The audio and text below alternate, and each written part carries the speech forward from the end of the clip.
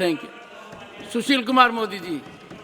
सभापति महोदय, जब से देश के गृह मंत्री श्री अमित शाह जी ने लोकसभा में पंडित नेहरू के ब्लंडर, हिमालयन ब्लंडर का जिक्र किया है, तब से नेहरू पर चर्चा होने लगी है।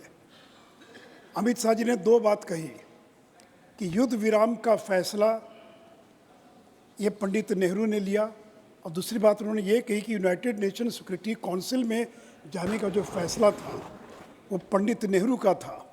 और कांग्रेस के लोग कहते कि ये उनका व्यक्तिगत फैसला नहीं था, बल्कि उनका सामूहिक फैसला था। सती महोदय, मैं सदन को बताना चाहूँगा, उस समय देश के कमांडर इन चीफ थे फ्रांसिस रॉबर्ट रे बूचर।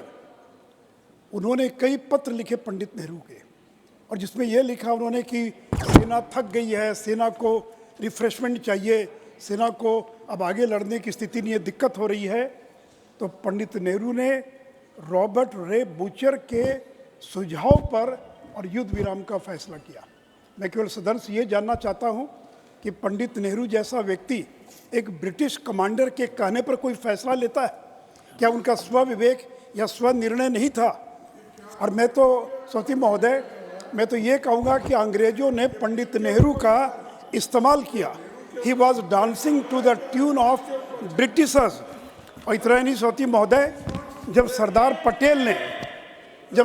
पटेल ने पाकिस्तान को 55 करोड़ देने का विरोध किया, और पटेल ने कहा कि इसका इस्तेमाल पाकिस्तान बुलेट खरीदने में करेगा, तब अंग्रेजों ने क्या किया? माउंट बेटन का इस्तेमाल किया नेहरू तक पहुंचने के लिए, ताकि नेहरू गांधी को प्रभावित करें, और तब जाकर 55 करोड़ रुपया और पाकिस्तान को दिया गया। सती महोदय, 27 दिसंबर 1947 को गांधी यूनाइटेड नेशंस में जाने के विरोध में थे। उन्होंने कहा कि पाकिस्तान और इंडिया दोनों बैठकर मामले को सुलझा लें, मध्यस्थता की कोई जरूरत नहीं है। और तब सरदार पटेल ने कहा कि security council has become in security council. और सती महोदय, डॉक्टर अंबेडकर ने कश्मीर को विशेष दर्जा देने का विरोध किया था, और जब अंबेडकर ड्राफ्टिंग के लिए तैयार नहीं हुए, तब पंडित नेहरू ने महाराजा हरि सिंह के मंत्री गोपाल स्वामी अयंगार को 370 आर्टिकल के ड्राफ्टिंग का जिम्मा दिया।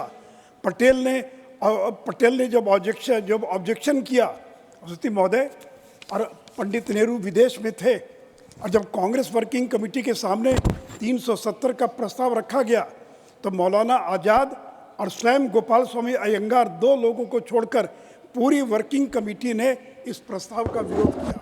तो कहते हैं, और ऑन रिकॉर्ड आप कहेंगे तो मैं ऑथेंटिकेट करने के लिए तैयार हूँ, नेहरू बाहर थे, पटेल से उन्होंने कहा कि कांग्रेस वर्किंग कमेटी को कन्विंस करने की जिम्मेवारी आपकी है। पटेल दुविधा में थे, वो नेहरू से कटुता नहीं चाहते थे। कांग्रेस वर्किंग कमेटी की जब बैठक बुलाई गई तो मेंबर्स ने उसका विरोध किया।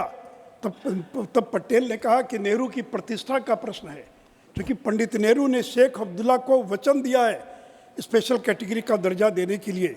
पटेल इसके दुष्प्रभाव को देखने के लिए सभापति महोदय जीवित नहीं थे, और जब कॉन्स्टिट्यूएंट असेंबली में ये बिल आया तो सीपीआई के हसरत मोहानी, उन्होंने कहा कि यह भेदभाव क्यों, बड़ौदा को क्यों नहीं। और जब कॉन्स्टिट्यूएंट असेंबली में इसका विरोध हुआ, तब उसको टेम्परेरी के रूप में उसको और शामिल किया गया।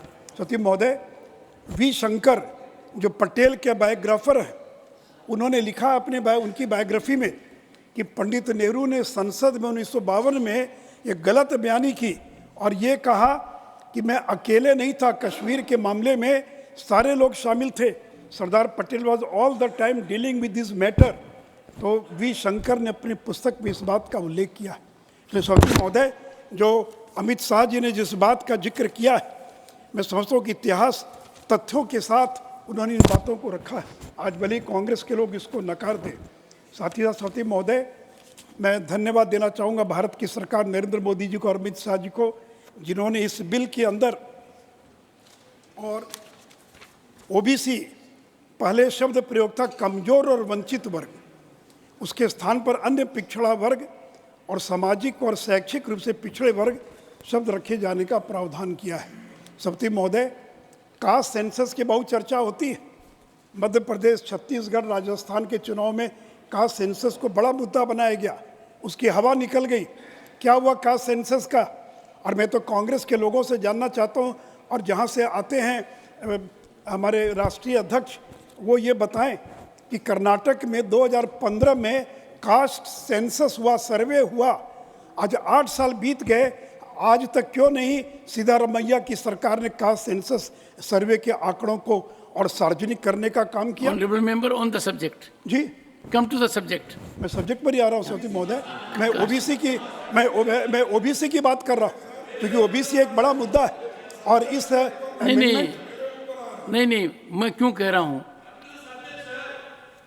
खड़गे जी इस बारे में बहुत सेंसिटिव हैं। जब माननीय प्रधानमंत्री जी बोल रहे थे तब खड़गे जी ने कहा कि आप मेरी कॉन्स्टिट्यूशन में ज़्यादा क्यों आते हो। मुझे आपके ओबीसी बोलने का कोई एतराज़ नहीं है, पर खड़गे जी के प्रांत तक मत पहुंचिए। इसलिए खड़गे साहब इसको जनरल रखिए। कर्नाटक में कब कास्ट सर्वे की रिपोर्ट सार्वजनिक होने वाली है? अब तो आपकी सरकार बनी, डिप्टी चीफ मिनिस्टर विरोध कर रहे हो। हाँ, डिप्टी चीफ मिनिस्टर साइन किया मेमोरेंडम पर कि कास्ट सर्वे की रिपोर्ट को डीके शिव कुमार ने सार्वजनिक न किया जाए। अब तो तेलंगाना में आपकी बात में खड़गे साहब बाद में बोल लीजिएगा। सर, मैंने तो आपकी काफी वकालत की। आपने प्रधानमंत्री जी को जब कहा कि आप बार बार मेरी कॉन्स्टिट्यूंसी में क्यों आते हैं। जोशी साहब ने जो बोला कि हमारे डिप्टी चीफ मिनिस्टर ही कास्ट सेंसस को अपोज कर रहे हैं, वो भी कर रहे हैं और इन्हों भी कर रहे हैं।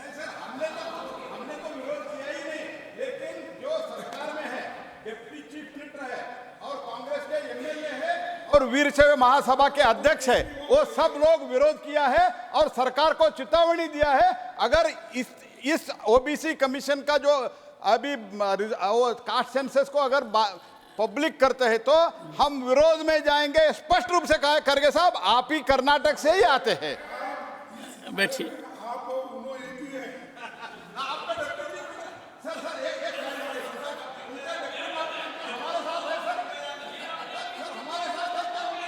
ऐसे लोगों को डिप्टी चीफ मिनिस्टर बनाया आपने। जी सौती महोदय, जब अपर कास्ट के आप लोग हैं ना, तब सब लोग मिल जाते हैं अंदर से और दूसरों को ये बोलते हैं आप भी हैं वो भी है। इसे जी सौती महोदय, कंक्लूड। खड़गे साहब यहाँ बैठे हैं, मैं तो इनसे आग्रह करूंगा अगर हिम्मत है तो इसी सदन में ऐलान करें कि अगले 1 महीने के भीतर ये कर्नाटक के कास्ट सर्वे की रिपोर्ट को सार्वजनिक किया जाएगा। और अब तो आपकी सरकार तेलंगाना में बन गई, समग्र कुटुंब सर्वे हुआ, केसीआर थे, आज तक जाति के आंकड़े सार्वजनिक नहीं किए गए। आप घोषणा करें कि तेलंगाना के जो समग्र कुटुंब सर्वे हुआ था उसमें जाति के आंकड़ों को सार्वजनिक किया जाएगा। और फिर जिन राज्यों में आपकी बची कुची सरकार है वहाँ जातीय गणना कब प्रारंभ करेंगे? हिमाचल में तो 1 साल हो गया, आज तक आपने जातीय गणना प्रारंभ नहीं की। और बिहार के अंदर जो जातीय गणना हुई, जो जातीय सर्वे हुआ, उसके तो हवा निकल गई। सारी जातियां विरोध में खड़ी हैं, घर बैठे सर्वे कर लिया गया। जिसकी संख्या 40 लाख थी उसकी संख्या 20 लाख दिखा दी गई। कुछ खास जातियों की संख्या को बढ़ाकर दिखाया गया। सती महोदय, इसलिए जो कांग्रेस पार्टी है ये तो हमेशा से ओबीसी विरोधी रही है। काका कालेलकर कमीशन की रिपोर्ट का क्या हुआ? मंडल कमीशन की रिपोर्ट को किसने लागू नहीं किया? क्यों नहीं काका कालेलकर कमीशन की रिपोर्ट 1955 में पार्लियामेंट सुपुर्द हो गई, क्यों नहीं उसको स्वीकार किया गया? क्यों नहीं 15 साल तक कांग्रेस बैठी रही, सेकंड बैकवर्ड क्लासेस कमीशन का गठन क्यों नहीं किया? क्यों अटल अडवाणी जी का इंतजार करना पड़ा, मोरारजी देसाई का? और 1977 में 80 में सेकंड मंडल कमीशन का गठन हुआ, फिर 10 साल बैठे रहे, उसको लागू नहीं किया।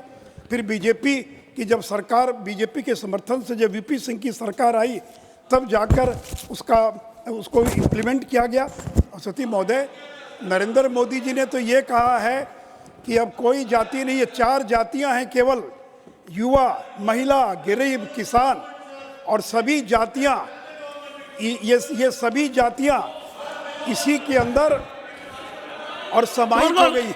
Please, you see, Dr. John Britas is very brilliant.